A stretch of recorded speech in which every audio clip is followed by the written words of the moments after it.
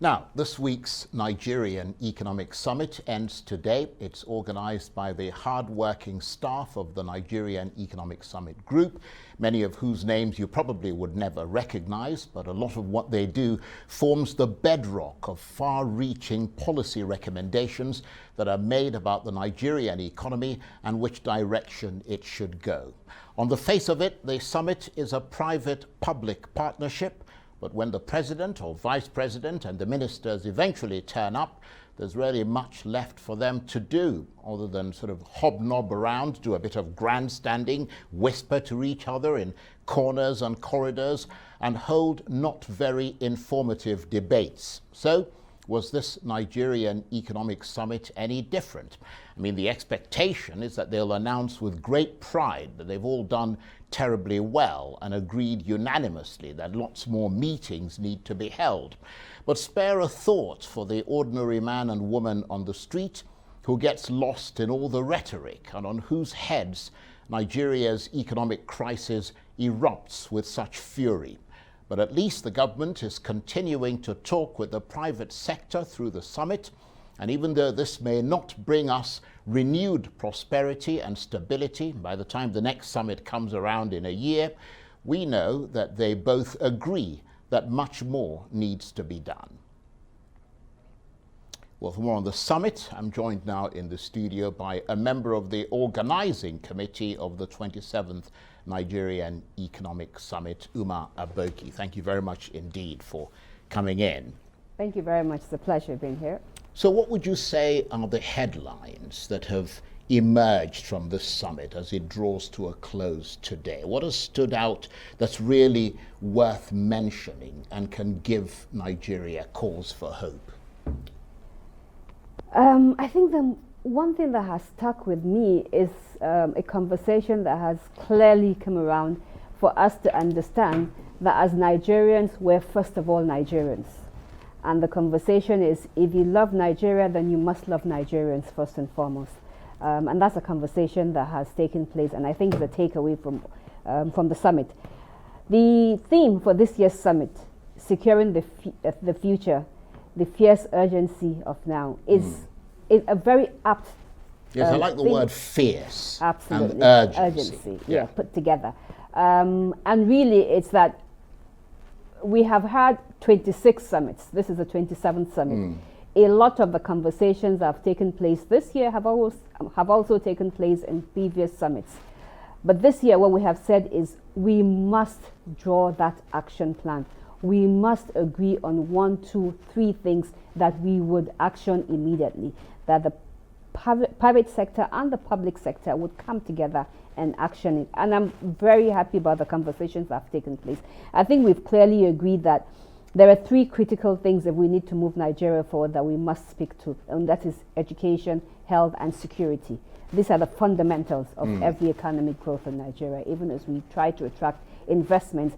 If we do not educate our people, if we do not provide the basic health care, and we do not secure the nation, then we're not going anywhere. Yeah, that I would agree that those are fundamental things that must be addressed if you want to move the country forward. But I suppose beyond all the talk about whether you love Nigeria or not, I mean, it's rather difficult to love a country when your belly is empty. But I mean, is the economic situation in Nigeria likely to be less intractable as a result of this summit? That's really the bottom line, isn't it?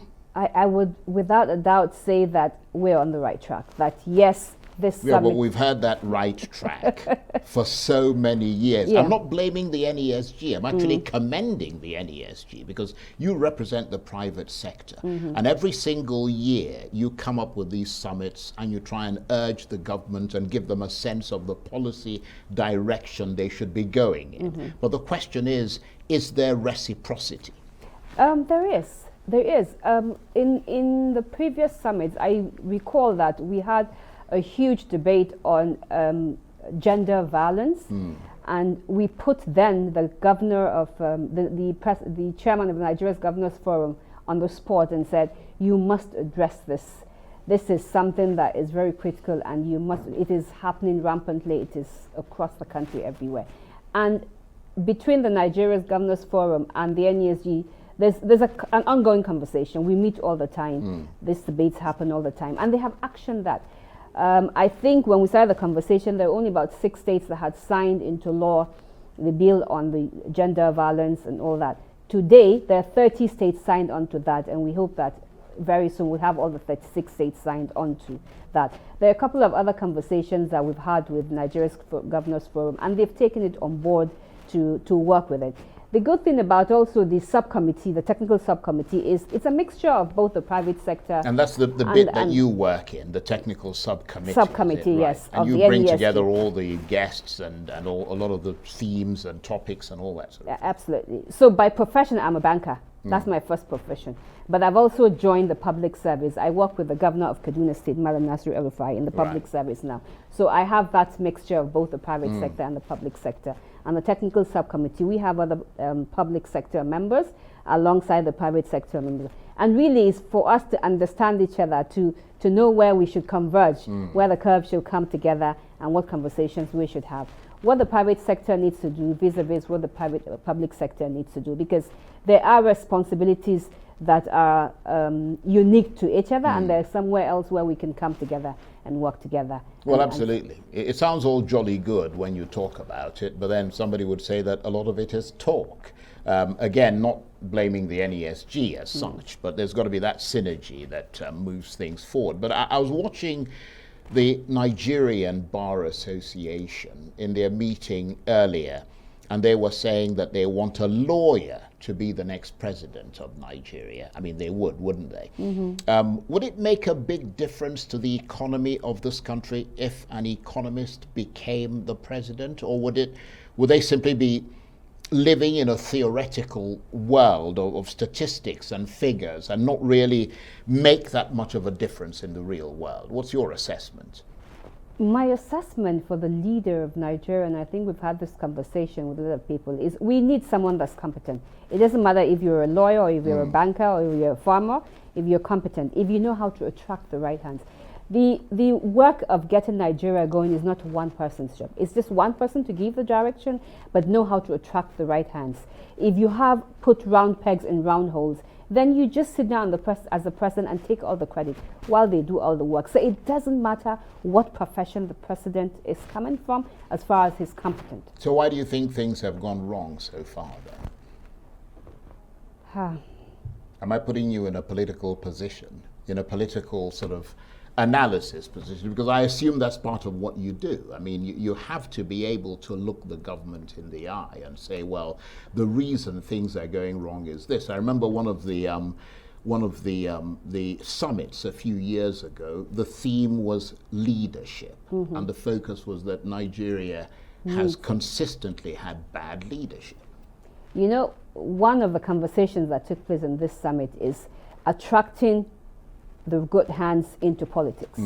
I remember the governor of Kaduna State, my governor, was very adamant about it, that it is easier for the private sector to sit in the comfort of their homes from the outside and keep saying that the political class isn't doing the right thing. We need good political leaders, but we have to all get up and probably join that political class. Yeah, but if we all did, then there wouldn't be well, anybody not in the all private of us, sector. not all of us, Yeah. but at least the educated elites, people, literate people need to join the political class. It's not everyone. Some people cannot be politicians. I'm inclined to agree with that. Stay with us. We're going to come back and talk with you a little bit more. You're watching the Arise interview. Plenty more still ahead as we continue our chat about the 27th Nigerian Economic Summit, which ends today in Abuja. Stay with us.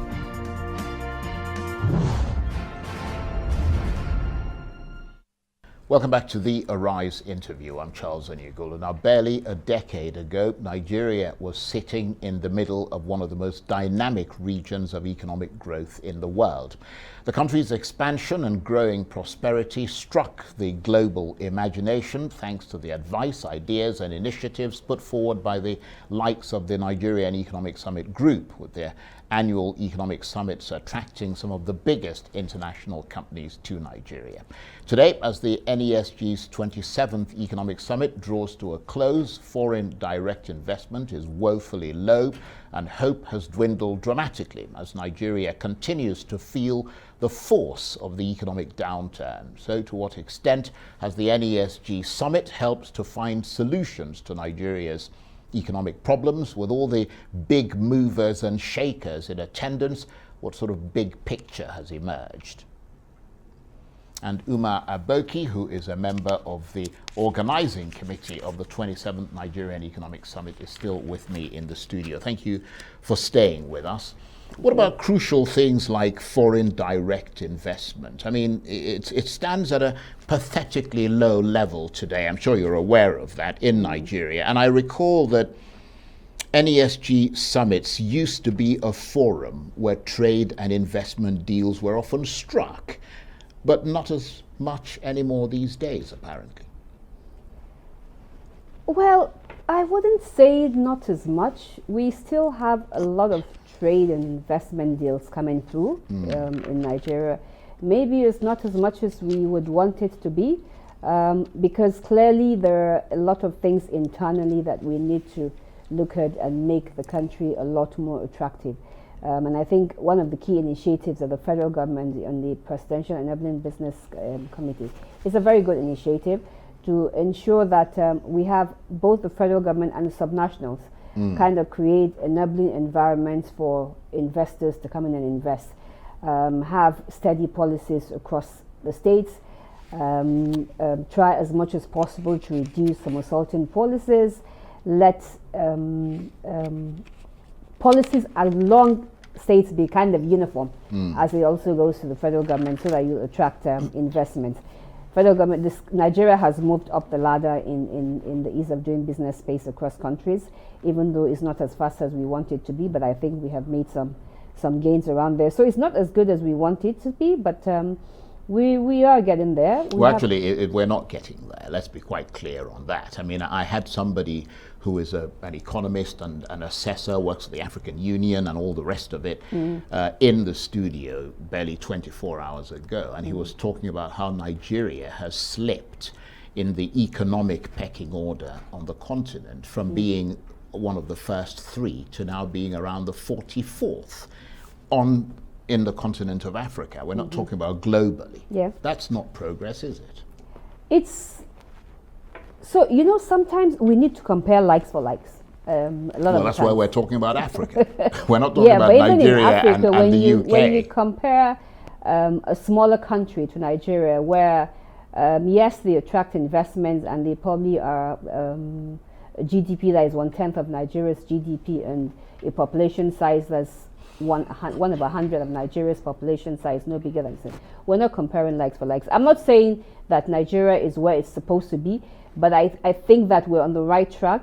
I think that with a lot of improvements in the ease of doing business space in Nigeria, a lot of things around stabilizing the economy, getting the naira quite stable, I think we would attract investment to Nigeria. If you come into Africa, honestly, you don't have a choice but to deal with Nigeria as well as we are, because we have the numbers. Nigeria is a market that every investor would want to invest in. So why is the foreign direct investment, why has it dropped to arguably the lowest level in decades? And you've got smaller countries getting much bigger investment. But you know that 2020 with the COVID, foreign direct investments have dwindled across the world. Yeah, but it's been dwindling continuously in Nigeria since 2015.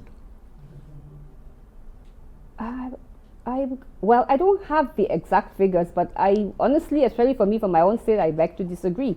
Because if I look at my state, we have attracted a lot more investment in recent times than we've attracted in the previous years. Nigeria, are we there yet? No. Do we have a lot to do? Yes. What do we need to do? We need to address our infrastructure challenges. We need to address policies that affect foreign direct investments. And then we just need to make we need to make the investing public more. But you sound like a broken record.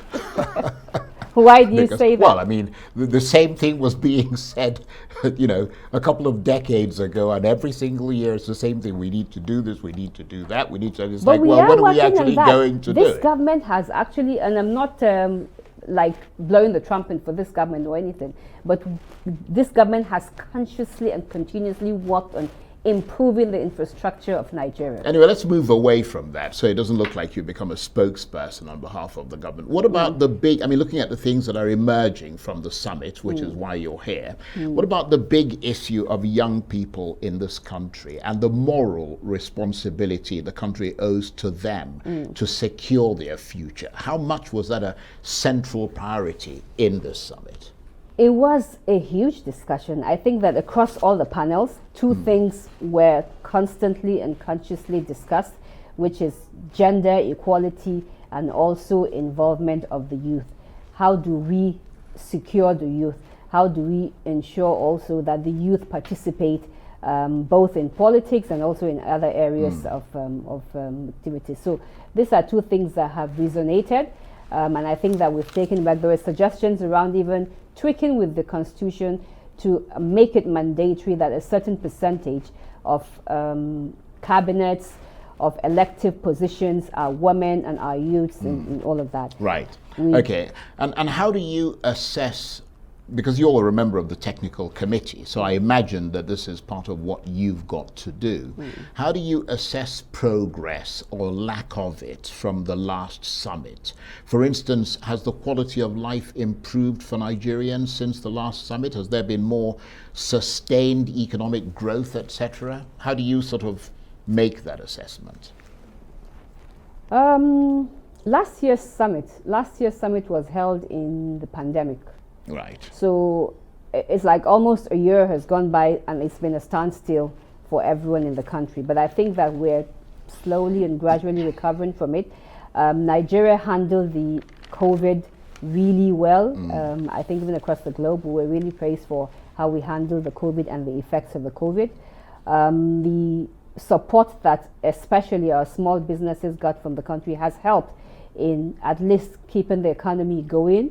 Not as much foreign direct investments as we would want, but that also has affected everyone across the world. But okay, let me move away from that because I want to get to a couple of things before we end. We've just got a couple of minutes before we have to end the chat. What about things like energy, renewable energy, which is needed to power the future of this country? I mean, we've got the climate summit, COP26, coming up next week. Is Nigeria ready with plans and ideas about how to unlock the new energy for this country? Is the private sector, the NESG, keyed into that? Yes. One of the panels we had discussions on is on renewable energy. I did not attend that panel, but I know we had consciously developed a concept note to discuss what are those opportunities within the renewable energy space. What can Nigeria do to attract investments in that space? Because power is really the key to economic growth. Once you get power right, then industrialization just goes off the roof, and it is something that has been right. So briefly, we've got about 30 seconds or so. Reflect for us on how Nigeria should continue to reform its economy to grow in a sustainable way going forward. We've got about 30 seconds. For me, I think that Nigeria needs to invest and reinvest in our people. Human capital is really the critical way to go to even begin to grow the economy.